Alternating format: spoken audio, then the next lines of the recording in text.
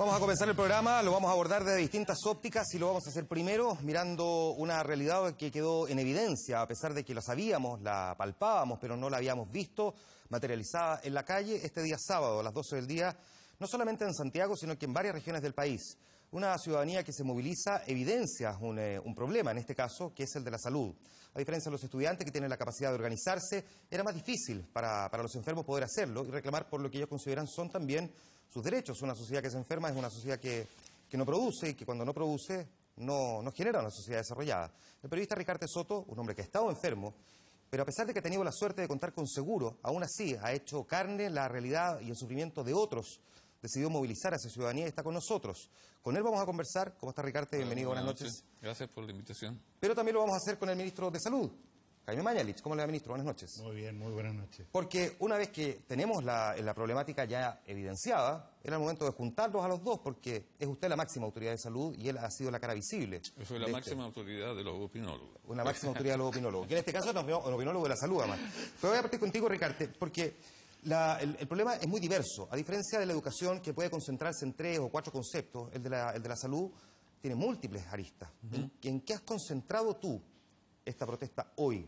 Porque cuando se vuelve difusa, se hace más difícil poder discutirla. Exactamente. Ahora, yo la centré en el tema de los medicamentos, el acceso a los medicamentos. Yo creo que es lo más relativamente fácil de abordar y dar una solución concreta.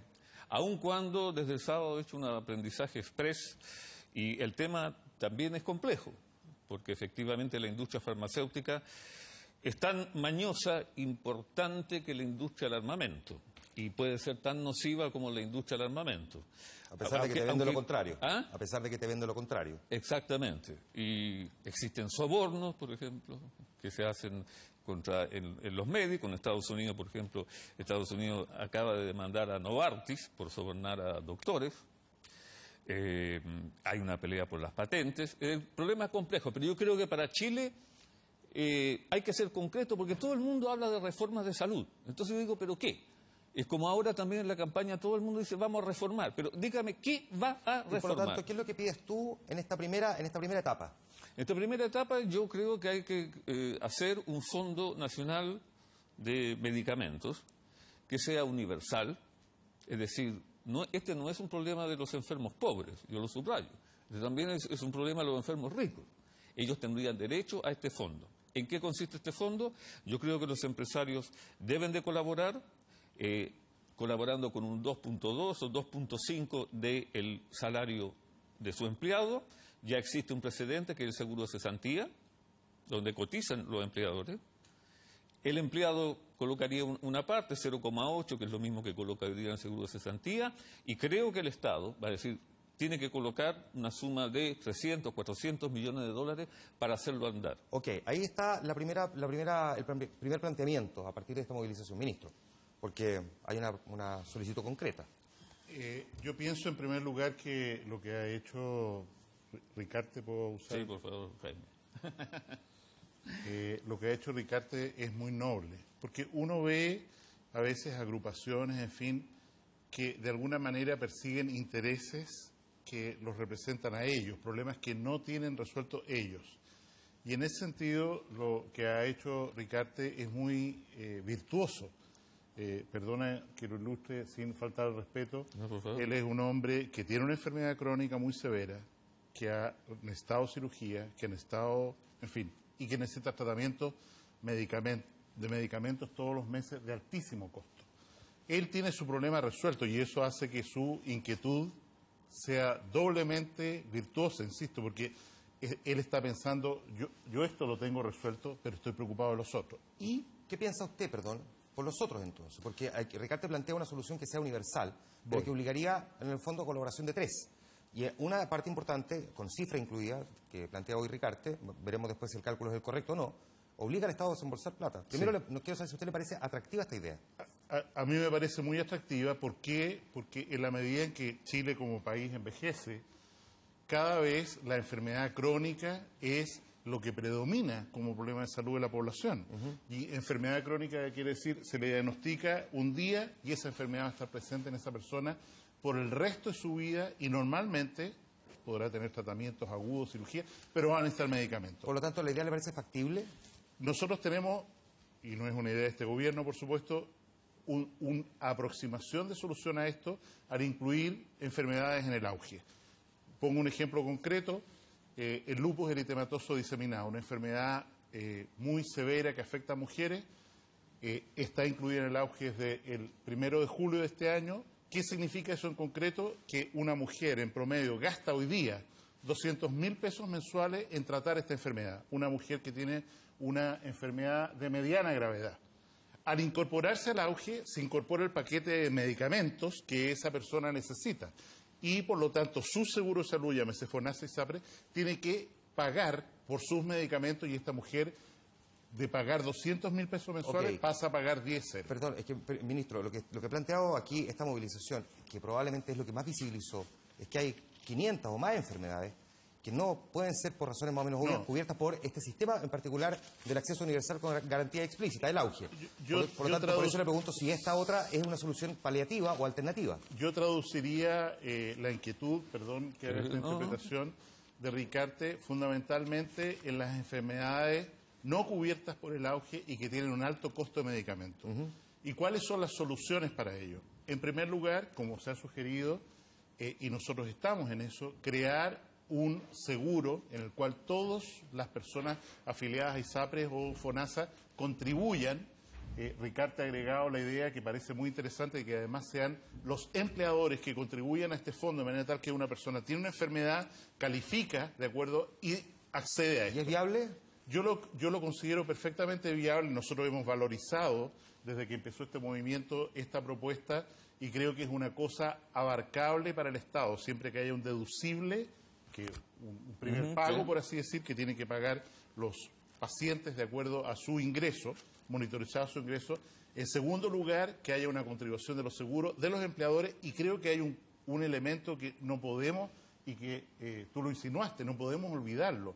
Aquí hay una industria que tiene conductas a veces extraordinariamente abusivas. Quiero decir, el Ministerio de Salud paga al año aproximadamente 15 millones de dólares a una población muy pequeñita de niños que tienen enfermedades infrecuentes, raras, enfermedades metabólicas. Cada uno de estos niños en promedio necesita recetas, medicamentos que valen 1,5 millones de pesos por mes. Por eso, perdón, para entender bien, ¿usted se está refiriendo a las farmacias o a los laboratorios? A los laboratorios, la industria farmacéutica, la que produce. Cuando nosotros llegamos al gobierno nos encontramos con una enfermedad determinada, se llama tirosinemia, que el costo de producir el medicamento, el costo, o sea, ¿cuánto me cuesta producir el medicamento? Me cuesta 100.000 pesos al mes tratar a un niño esta enfermedad. Pero el laboratorio, que es monopólico, que tiene toda la patente en el mundo, que no permite que nadie se salga de ese control, nos la vende a Chile a 1,5 millones de pesos al mes. Ya, entonces, ¿cómo se soluciona ese problema? Porque... Bueno, yo creo que Ricarte, y perdón que sea la palabra, yo creo que Ricarte tiene otra muy buena idea, porque nosotros somos un país pequeñito. Vamos donde Ricarte, de nuevo. Sí, mira, uno de los países que ha tratado de imponer su ley, por ejemplo, en América del Sur, es claramente Brasil.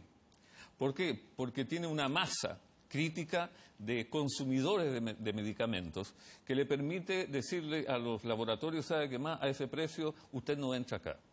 El otro país que es muy fuerte es India, que prácticamente, ¿cuál es el criterio que tiene India? Dice, los precios que puede cobrar un laboratorio acá se tiene que ajustar al nivel de vida de nuestros habitantes.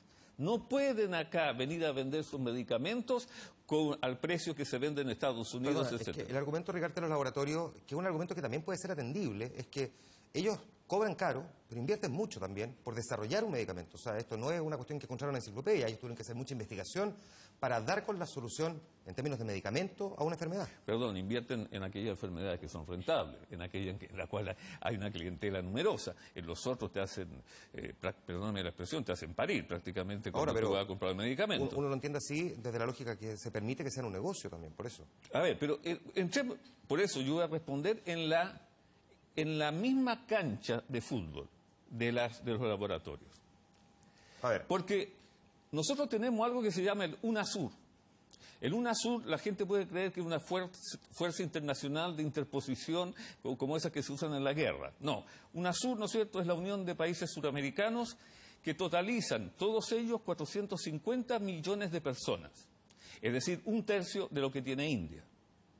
Por lo tanto, si la UNASUR adoptara un criterio frente a los laboratorios, podría decirle, son 20 países, nosotros no estamos dispuestos a pagar ese precio. Hay otro problema, además, ministro, que se ha esbozado en esta conversación, pero que no se ha dicho directamente, y es que, además, algunos de esos medicamentos, si no es que no muchos, si no son recetados directamente en un hospital o no son entregados desde ahí, se venden en las farmacias que a su vez tienen laboratorios. Estoy hablando de las 3 cadenas de farmacias que concentran el 90% prácticamente del mercado y que producen medicamentos. Por lo tanto, hay también ahí una cuestión en la que varios han hablado de una especie de integración o al menos de una situación que hace muy complejo el escenario. Yo ordenaría este tema en tres áreas. A ver.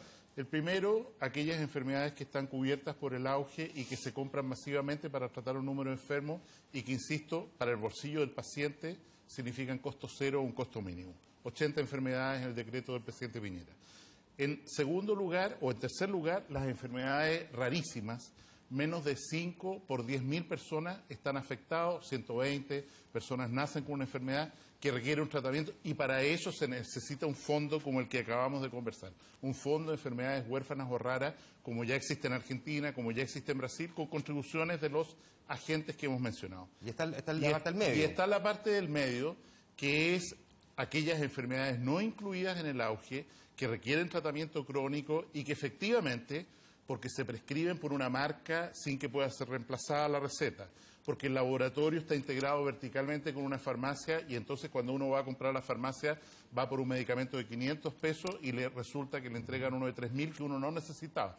Perdón, puede pasar lo contrario, le pueden vender uno que sea incluso más barato, pero de una calidad inferior. Bueno, eso puede ser genérico, lo que se está discutiendo ahora, hoy día vengo de allá, de Valparaíso, es precisamente, a través de una ley, garantizar la bioequivalencia de los medicamentos. La bioequivalencia, para que se entienda bien, es que incluye los excipientes, ¿no? Claro, o sea que en el fondo, cuando uno consume el medicamento, a pesar de que sea lo mismo, digamos, el mismo ibuprofeno, se absorba de la misma manera, en el tiempo que se tiene que absorber por el organismo, en fin. El ejemplo de ibuprofeno que usted acaba de mencionar, la marca registrada, más, digamos, de ibuprofeno original, vale, por decirlo en simple, 15.000 pesos, 12.000 pesos la caja.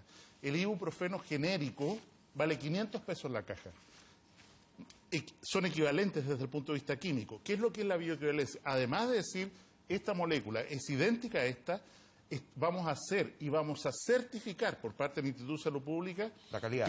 Que la calidad del medicamento in vitro y en pruebas in vivo, o sea que se los dan a un voluntario y le miden en la sangre qué es lo que pasó, para lo cual hay 7 laboratorios universitarios en Chile, antes había solo 1, 7 hoy día que hacen esta prueba, de manera tal que usted le dice, oiga, ¿Lo están certificados entonces en términos de calidad los medicamentos, para decirlo un buen chileno? Hoy día la directora del Instituto de Salud Pública dio por certificados 144 principios activos que equivalen aproximadamente a 200 y tantos medicamentos. En septiembre, calculamos, vamos a tener más de casi 300 principios activos. ¿Qué quiere decir esto? Si la ley se aprueba, usted va a la farmacia y dice, mire, el médico me prescribió este medicamento, ¿tiene usted un bioequivalente que va a tener esta franja amarilla? Sí, tiene esto. Que el Estado, a través de estos experimentos en universidades, dice, son idénticos. Cámbiame por este, que vale 1/10 o 1/15 del medicamento original. Deme un segundo, ministro, porque Ricardo, aquí el ministro ha descrito 3 problemas, pero estamos concentrados hoy día en el del medio, que también era parte de la marcha de este sábado. Gente que también, entre otras cosas, se quejaba de esta dificultad. No solamente el que consideraba que el auge todavía podía ser insuficiente, o que una enfermedad debería calificar todavía para estar ya dentro del auge, o las enfermedades estas que son más extrañas, ¿no? Sino que el grueso, como digamos la clase media del enfermo. Qué bueno. Que tiene, La clase media del enfermo. La clase media del enfermo. O sea, para llevarlo al centro. Y que se encuentra también con esta dificultad.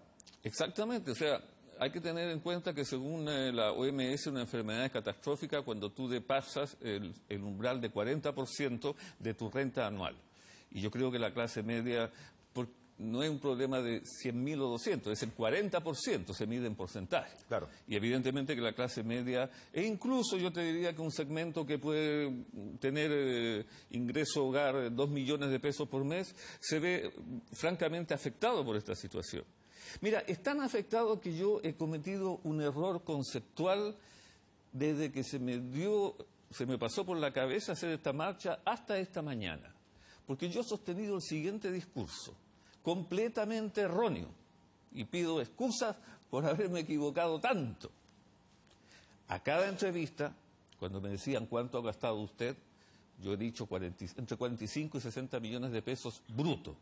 No estoy hablando de después del reembolso del ISAPRE. Sí. Viene el reembolso del ISAPRE y yo felizmente, ¿no es cierto?, tengo un seguro complementario, lo que hace que de esos 60 millones yo en realidad he pagado 3. ¿Y qué es lo que decía yo, el imbécil? Decía de que yo era un privilegiado. Ricardo, Yo no soy privilegiado. tan duro, por favor, que ya no, estoy pero es que yo preocupado. no soy privilegiado. No soy privilegiado. Yo estoy recibiendo, Un beneficio que contrataste. no, la atención que todo ser humano tiene que recibir. Lo que pasa es que vivimos en una sociedad tan anormal que parece que el que tiene los medios para enfrentar una enfermedad es un privilegiado. ¿Ustedes dos, antes de la marcha, habían estado juntos discutiendo este tema? Yo no había tenido el privilegio. Pero sí tuvieron alguna oportunidad de conversar después de la marcha. Hoy día en la mañana. Esta mañana. Esta mañana. Sí. Para ir finalizando esta conversación, ¿han llegado a un punto de acuerdo? Porque tengo la sensación, Ricardo, y corrígeme si me estoy equivocando en esto, que esta marcha visibiliza un primer problema, pero puede que no sea la única marcha.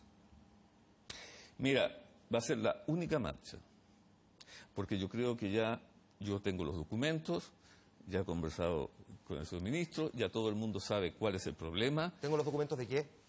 O sea, todos los documentos oficiales que hablan, por ejemplo, que Portugal, país al cual alcanzamos la renta per cápita, por ejemplo, un medicamento que yo tomo, que cuesta 2.100.000 pesos, y el ISAPRE me reembolsa 33.000, y el resto se lo banca el seguro, el copago en Portugal es de 4.500 pesos. Entonces, Ya, ok. yo creo que los datos, no vale la pena seguir haciendo marchas, porque ya los antecedentes están por ahí. Hoy día hay que tomar una decisión política sobre este tema. ¿Una decisión política que usted cree se va a alcanzar a tomar en este gobierno?